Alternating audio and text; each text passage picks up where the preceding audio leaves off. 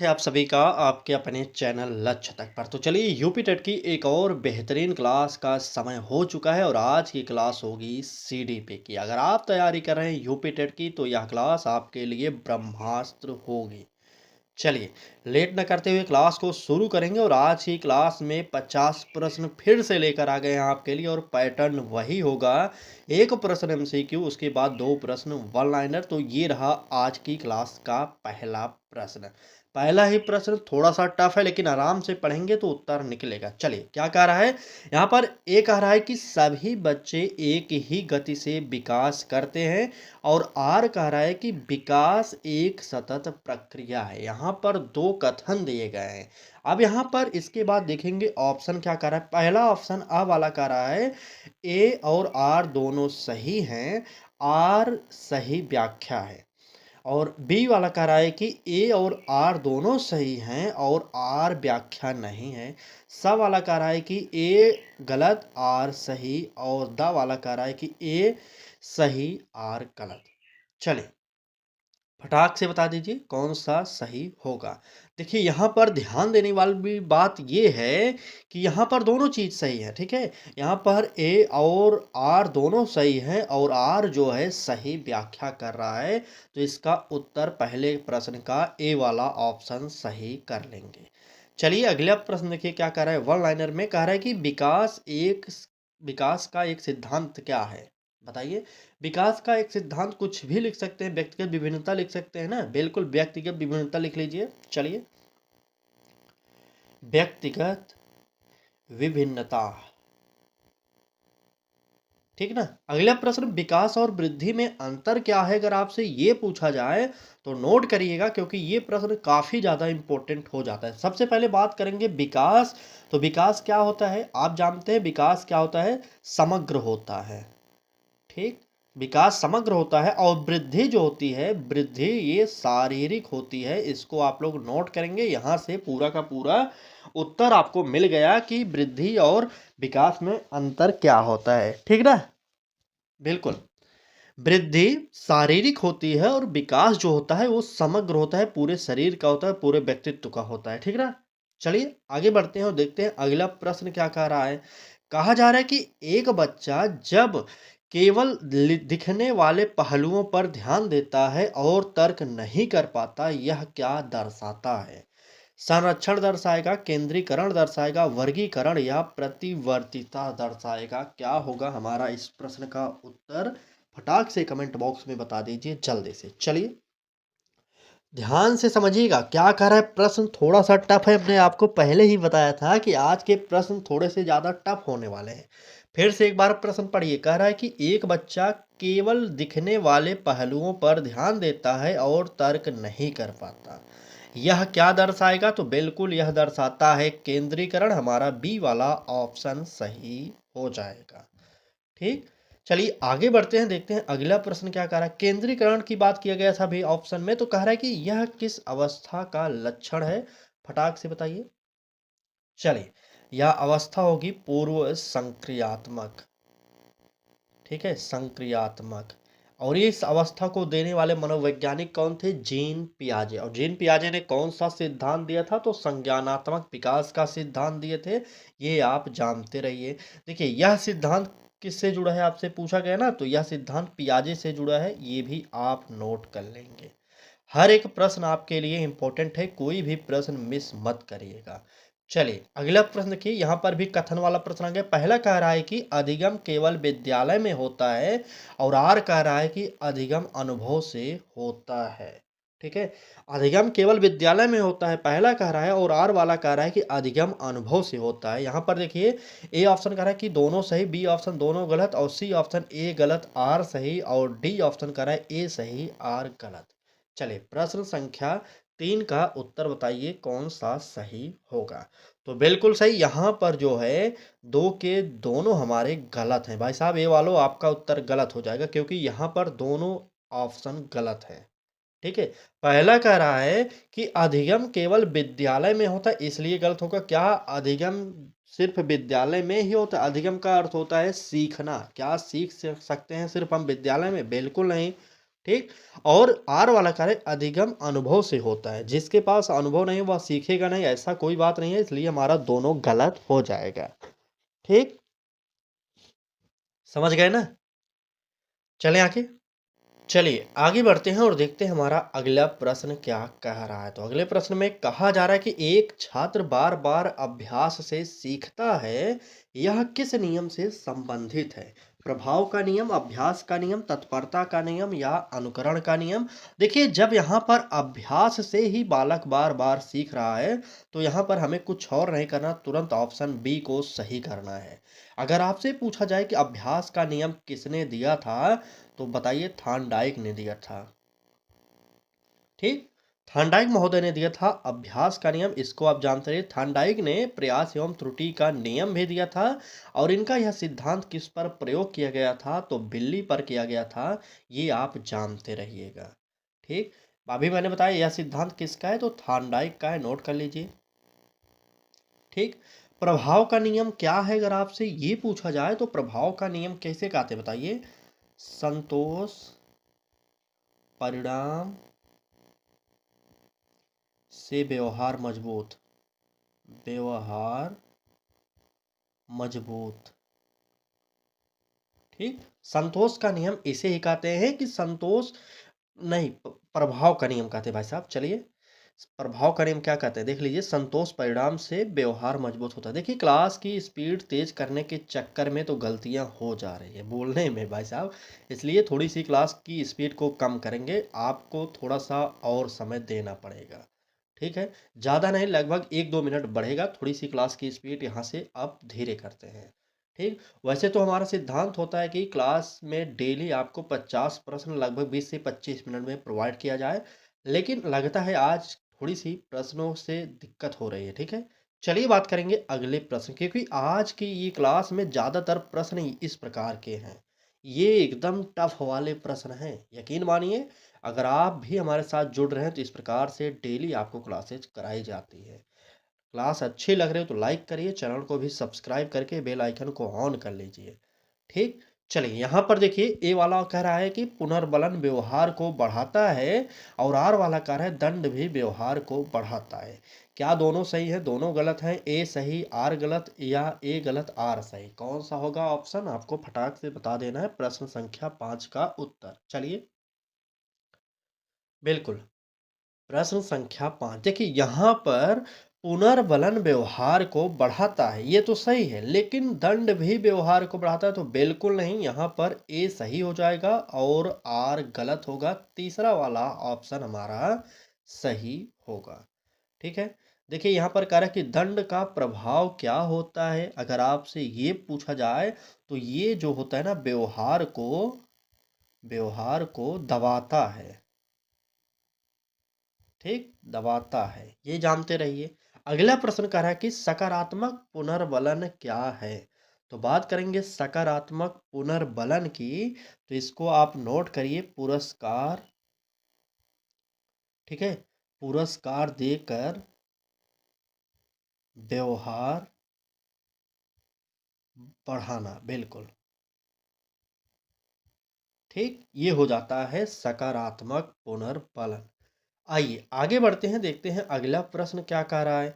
कहा जा रहा है कि एक बच्चा दूसरों की सहायता से कठिन कार्य करता है, यह क्या है? जेडपीडी है, स्कीमा है, पुनर्बलन है, अंतर्दृष्टि है? बात यहाँ पर दूसरों की सहायता से की गई है, तो जाहिर सी बात है, बिल्कुल यहाँ पर जेडपीडी ही होगा। ZPD, zone of proximal development. ठीक, चलिए आगे आइए। इस सिद्धांत को देने वाले मनोवैज्ञानिक जो थे, वाइगोस्की थे। अगर आपसे देखिए यहाँ पर पूछा गया यह किसने दिया, तो वाइगोस्की थे, इसको आप लोग नोट कर लीजिए। ठीक, वाइगोस्की। अगला प्रश्न, शिक्षक की भूमिका क्या है, अगर आपसे ये पूछा जाए, तो शिक्षक मार्गदर्शक है, ये हमारे वाइगोस्की महोदय कहते हैं, मार्गदर्शक। ठीक, इसको भी आप लोग नोट कर लेंगे।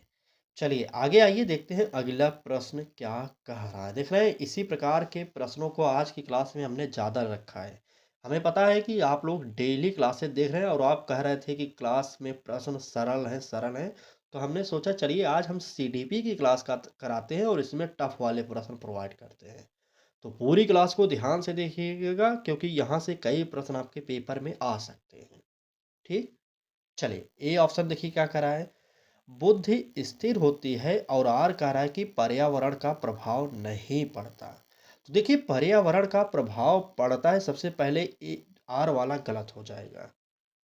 ठीक, अब आपको बताना है प्रश्न संख्या 7 क्या होगा, और बुद्धि स्थिर भी नहीं होती, इसलिए हमारा ब वाला ऑप्शन यानी दूसरा भी हमारा यहाँ पर गलत हो जाएगा। ठीक ना, बुद्धि स्थिर नहीं होती भाई साहब, बुद्धि बढ़ती रहती है, कैसे आप स्थिर टिक कर रहे हैं, यहाँ पर दोनों गलत ऑप्शन है। आइए, बुद्धि को प्रभावित करने वाले कारक कौन से हैं, तो आप लोग नोट करिएगा बुद्धि को प्रभावित करने वाले कारक कौन से होंगे बताइए। चलिए, परिवर्तनीय हो जाएगा। ठीक, आईक्यू का अर्थ अगर आपसे पूछा जा रहा है तो क्या बताएंगे, आईक्यू का अर्थ।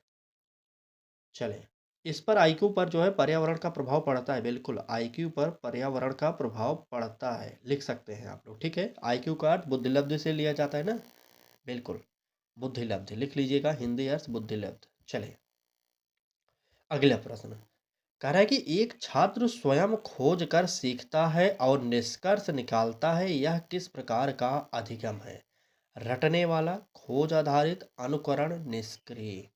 बताइए प्रश्न संख्या 8 का उत्तर क्या होगा। चलिए, तो एक छात्र स्वयं खोज कर सीखता है और निष्कर्ष निकालता है, यह किस प्रकार का अधिगम है। तो सबसे पहले नोट करिए, रटने वाला नहीं होगा, निष्क्रिय नहीं होगा। अब आपको बताना है खोज आधारित या अनुकरण। देखिए यहाँ पर तो अनुकरण की कोई बात नहीं की जा रही, इसलिए सी वाला ऑप्शन कट जाएगा, खोज आधारित हो जाएगा बी वाला ऑप्शन सही। ठीक, आइए आगे बढ़ते हैं। अगला प्रश्न, इसका संबंध किस दृष्टिकोण से है, तो इसका संबंध है निर्माणवाद से। ठीक, इसमें शिक्षक की भूमिका क्या होती है, तो इसमें शिक्षक की भूमिका होती है सुविधादाता की। ठीक है, सुविधादाता। चलिए आगे आइए देखते हैं अगला प्रश्न क्या कह रहा है। अगला प्रश्न भी ये कह रहा है कि समावेशी शिक्षा में सभी बच्चों को समान अवसर मिलते हैं, ये तो सही है, लेकिन सभी को एक जैसा पढ़ाना चाहिए, ये हमारा गलत हो जाएगा। समावेशी शिक्षा में सभी को एक प्रकार से अवसर मिलना चाहिए, ये तो सही है, लेकिन यहाँ पर आर वाला गलत है, इसलिए हमारा तीसरा ऑप्शन यहाँ पर सही हो जाएगा। नोट करिए और आगे बढ़ते हैं, अगला प्रश्न देखते हैं। चलिए, कह रहा है कि समावेशी शिक्षा का उद्देश्य क्या है, बताइए। समावेशी शिक्षा का उद्देश्य यानी कि समान अवसर। ठीक, समान अवसर हो जाएगा। आपसे पूछा जा रहा है अगले प्रश्न में CWSN का अर्थ क्या है, बताइए। चलिए इसके अर्थ की बात किया जाए, समान नहीं। ठीक है, समान नहीं, आगे क्या कर सकते हैं, बल्कि बल्कि आवश्यकता अनुसार। ठीक है, इसका अर्थ होगा समान नहीं बल्कि आवश्यकता अनुसार होगा। तो चलिए आगे बढ़ते हैं, देखते हैं अगला प्रश्न क्या कह रहा है। कहा जा रहा है कि एक बच्चा असफलता के बाद भी प्रयास जारी रखता है, यह क्या दर्शाता है, बाह्य प्रेरणा, आंतरिक प्रेरणा, दंड या अनुकरण। तो दंड नहीं रखेगा। चलिए प्रश्न संख्या 10 का उत्तर बताइए कौन सा सही होगा। तो बिल्कुल यहाँ पर आंतरिक प्रेरणा की बात की जा रही है, तो बी वाला ऑप्शन हमारा सही होगा। ठीक, प्रेरणा का कार्य क्या है अगर आपसे ये पूछा जाए तो जल्दी से बताइए। बिल्कुल, व्यवहार को दिशा, व्यवहार को दिशा देना, बिल्कुल। चलिए, आंतरिक प्रेरणा का स्रोत अगर आपसे पूछा जाए तो स्वयं की रुचि होगी, स्वयं हो जाएंगे ना, आंतरिक प्रेरणा तो स्वयं ही आएगी ना, बिल्कुल। तो इसको नोट कर लीजिए। तुरंत आगे बढ़ते हैं, अगला प्रश्न देखते हैं। अभी तक आज की क्लास में आप लोग 30 प्रश्न पढ़ चुके हैं, 10 प्रश्न एमसीक्यू और 20 प्रश्न वन लाइनर। अगर क्लास अच्छी लगी हो तो लाइक कर दीजिए और चैनल को भी सब्सक्राइब करके बेल आइकन को जरूर ऑन कर लीजिए। ठीक है, चलिए क्लास को आगे बढ़ाते हैं और देखते हैं अगला प्रश्न क्या कह रहा है। अभी भी इस क्लास में 20 प्रश्न बचे हुए हैं, तो पूरी क्लास को ध्यान से देखिएगा। ठीक, चलिए। ए कह रहा है कि फॉर्मेटिव आकलन सीखने के दौरान होता है, और आर कह रहा है कि इसका उद्देश्य सुधार करना है। आपको बताना है इसमें से कौन सा सही है, क्या दोनों सही हैं या दोनों गलत हैं, सिर्फ एक सही है, कौन सा होगा बताइए। प्रश्न संख्या 11। तो यहाँ पर नोट कर लीजिएगा, ये दोनों सही हैं और इसकी आर जो है ये व्याख्या सही कर रहा है, तो पहला ऑप्शन हमारा सही होगा। ठीक है, चलिए। समेटिव आकलन कब होता है अगर आपसे ये पूछा जाए, तो समेटिव आकलन जो होता है ये होता है अंत में। फीडबैक का महत्व क्या है अगर आपसे ये पूछा जाए, तो सुधार के लिए ये बहुत ही आवश्यक है। ठीक, सुधार के लिए आवश्यक। ठीक है, सुधार के लिए यह आवश्यक होता है। चलिए नेक्स्ट पर चलते हैं, देखते हैं अगला प्रश्न क्या कह रहा है। कह रहा है कि एक बच्चा अमूर्त तर्क कर सकता है और परिकल्पना बना सकता है, यह किस अवस्था का लक्षण है। यह प्रश्न किससे है, तो जीन पियाजे के संज्ञानात्मक विकास के सिद्धांत से यह प्रश्न लिया गया है। ठीक है, बताइए। ए ऑप्शन संवेदी, बी ऑप्शन पूर्व संक्रियात्मक, सी ऑप्शन ठोस संक्रियात्मक और डी ऑप्शन औपचारिक संक्रियात्मक। प्रश्न संख्या 12 का उत्तर बताइए कौन सा सही होगा। चलिए, थोड़ी सी आवाज़ में दिक्कत है, थोड़ा सा जुकाम हो गया, मौसम चेंज हो रहा है, इसलिए आप लोग एडजस्ट जरूर कर लीजिएगा। ठीक है, चलिए। गले में थोड़ा सा खराश होने की वजह से आवाज़ में दिक्कत आ रही है। ठीक, लेकिन कुछ भी हो जाए आपकी क्लास रुकेगी नहीं, यकीन मानिए परीक्षा तक आपकी क्लास डेली चलती रहेगी। इसलिए हम आपसे भी बोलते हैं, पढ़ना है तो अच्छे से पढ़िए, चाहे जो भी हो जाए, क्लास किसी भी दिन मिस मत करिए। ठीक ना, देख रहे हैं आवाज़ में दिक्कत है, थोड़ा सा जुकाम हुआ है, लेकिन फिर भी आपके लिए क्लासेज हम कंटिन्यू लाइव कर रहे हैं। चलिए, फिलहाल डेली जुड़िए हमारे साथ। अगर आप भी हमारे साथ जुड़कर पढ़ाई करना चाह रहे हैं, तो चैनल को सब्सक्राइब कर लीजिए और बेल आइकन को ऑन कर लीजिए। ठीक है, बात करेंगे प्रश्न की। अगर बात किया जाए इस प्रश्न के उत्तर की, तो यह जो अवस्था होगी औपचारिक संक्रियात्मक अवस्था होती है। यह जीन पियाजे की चौथी अवस्था थी, आप जानते रहिएगा। ठीक, यह सिद्धांत किससे जुड़ा है अगर आपसे ये पूछा जाए, तो पियाजे से जुड़ा है। अभी मैंने बताया कि पियाजे के संज्ञानात्मक विकास के सिद्धांत से जुड़ा था। अगला प्रश्न, इसकी आयु क्या होती है, तो इसकी आयु 11 वर्ष से ऊपर होती है। ठीक, 11 वर्ष से ऊपर। अगला प्रश्न देखिए क्या कह रहा है। यहाँ पर देखिए फिर वही प्रश्न आ गया। चलिए फिर भी देखते हैं। एक कथन कह रहा है कि सामाजिक अधिगम में अवलोकन महत्वपूर्ण है, और आर कह रहा है कि व्यक्ति दूसरों को देखकर सीखता है। अब आपको बताना है कि क्या दोनों सही हैं, आर व्याख्या है, या दोनों सही हैं, आर व्याख्या नहीं है, या ए गलत आर सही, या ए सही आर गलत। बताइए। प्रश्न संख्या 13। ये प्रश्न थोड़े से ऐसे हैं ना, अगर आप ध्यान नहीं देंगे तो आप गलती करेंगे। सबसे पहली बात यहाँ पर देखिए, सामाजिक अधिगम में अवलोकन महत्वपूर्ण है, बिल्कुल सही है। और दूसरा कह रहा है कि व्यक्ति दूसरों को देखकर सीखता, ये भी आपके लिए सही है। तो यहाँ पर पहला ऑप्शन होगा, दोनों सही हैं और आर व्याख्या है। ठीक, चलिए अगला प्रश्न देखिए क्या कह रहा है। तो यहाँ से कह रहा है कि इस सिद्धांत के प्रतिपादक कौन है, तो इस सिद्धांत के प्रतिपादक हैं बंडूरा साहब, ये भी आप लोग नोट कर लेंगे। ठीक, मॉडलिंग क्या है अगर आपसे ये पूछा जाए, तो दूसरों को देखकर सीखना, ये होता है दूसरे को देखकर सीखना। ठीक है, एक मिनट, देखकर सीखना लिख लीजिएगा अच्छे से, हम इधर उधर लिख देते हैं, आप लोग जल्दी से मत लिखिएगा, अच्छे से लिखिएगा। ठीक, चलिए अगला प्रश्न देखते हैं। कह रहा है कि एक छात्र विभिन्न तरीकों से समस्या हल करता है, किस गुण को यह दर्शा रहा है।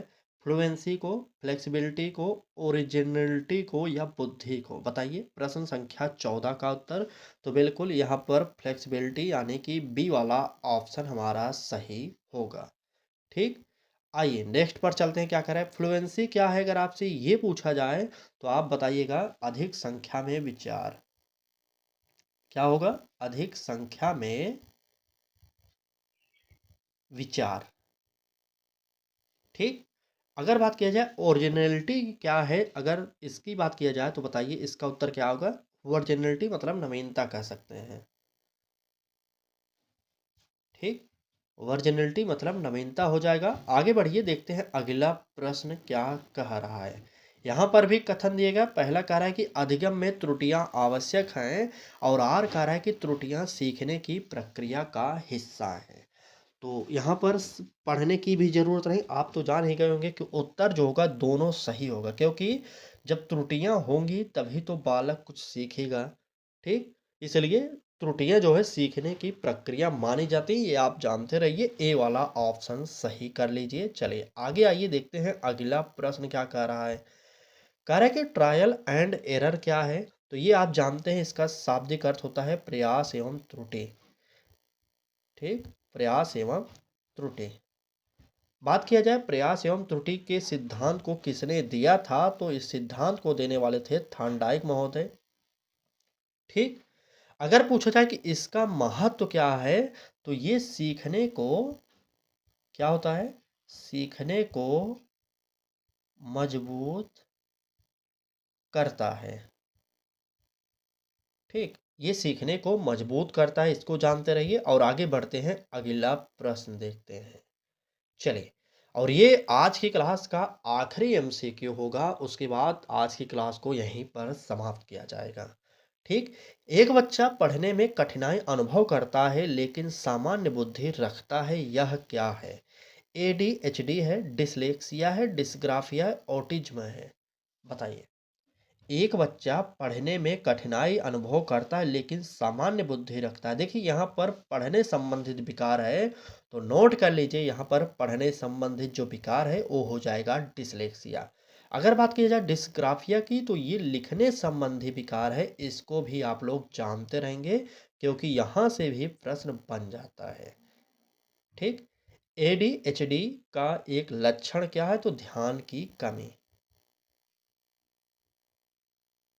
ठीक है, ध्यान की कमी। डिस्ग्राफिया क्या है, अभी मैंने बताया कि लिखने संबंधी विकार है, इसको आप लोग नोट कर लेंगे, लिखने संबंधी विकार है। ठीक। चलिए, तो ये रहा आज की सीडीपी की क्लास। आज टोटल आपने लगभग 50 प्रश्नों को देखा। आपको बताना है कि आपके कितने प्रश्न सही हुए हैं। अगर यहाँ पर थोड़ी सी आवाज़ में दिक्कत आई, हम आपसे माफ़ी चाहेंगे, क्योंकि थोड़ा सा दिक्कत है, जुकाम हुआ है, इसलिए आवाज़ में थोड़ी सी प्रॉब्लम आई होगी। ठीक है। चलिए फिलहाल आज की क्लास को यहीं पर समाप्त करते हैं, और कल फिर मिलेंगे एक नए क्लास के साथ। और डेली आप वोटिंग जरूर करिए, क्योंकि हम क्लास जैसे अभी समाप्त हो रहा है, कुछ देर बाद हम आपके लिए एक वोटिंग वाला ऑप्शन अपने चैनल पर प्रोवाइड करते हैं। उसमें हम आपको 2-3 सब्जेक्टों का ऑप्शन देते हैं, और आज पूछते हैं आपसे कि कल कौन सी क्लास होनी चाहिए, और 2 से 3 घंटे के अंदर जितनी वोटिंग हो जाती है उसी के अकॉर्डिंग हम क्लास लगा देते हैं। ठीक। चलिए, जरूर वोटिंग करिएगा। क्लास यहीं पर समाप्त करते हैं।